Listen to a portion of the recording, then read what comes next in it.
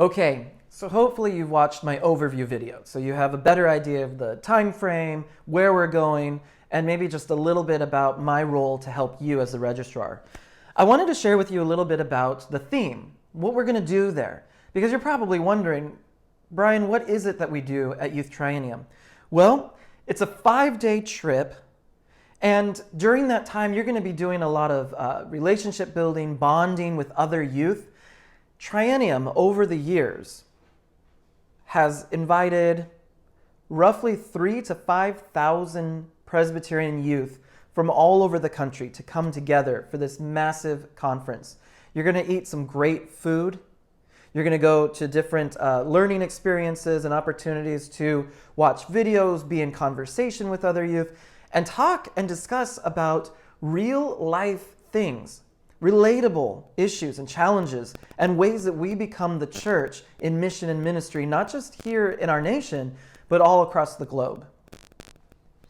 We'll be there for just under a week. We're going to do that 1 day of travel. Remember, July 23rd is when we're going to try to fly out to Indianapolis.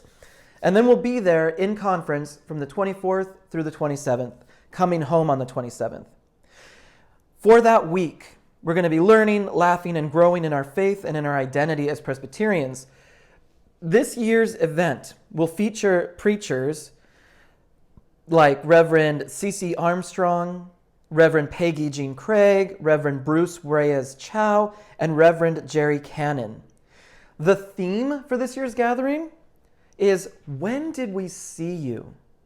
Now, this is taken from Jesus' judgment of the nations as depicted in Matthew 25, verses 31 through 46. You may recall it. The theme is designed to engage people with the seeing, the acting, the awareness, and a number of justice qualities, including just living and just being just.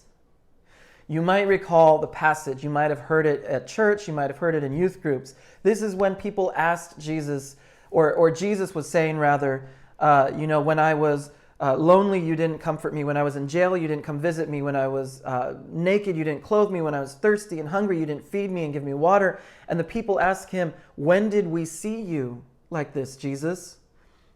This is how we engage the world around us. How do we see Jesus around us?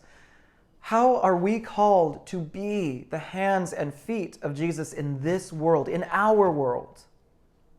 I am so excited for you to come and be present for Youth Triennium this year. Some of you may be wondering about the cost. Let me break it down for you. Registration, $515 per person. Airfare is roughly coming out to about $600 a person. And then lodging is roughly about $600 per person. I know you're wondering, oh my gosh, Brian, that is so much money. Yeah, it comes out to just over $1,700 per student. But I don't want you to worry, because here's how we break it down. A full third of your cost is going to be covered by the presbytery. And then another full third should be covered by your congregation. So your congregation is going to help you get there.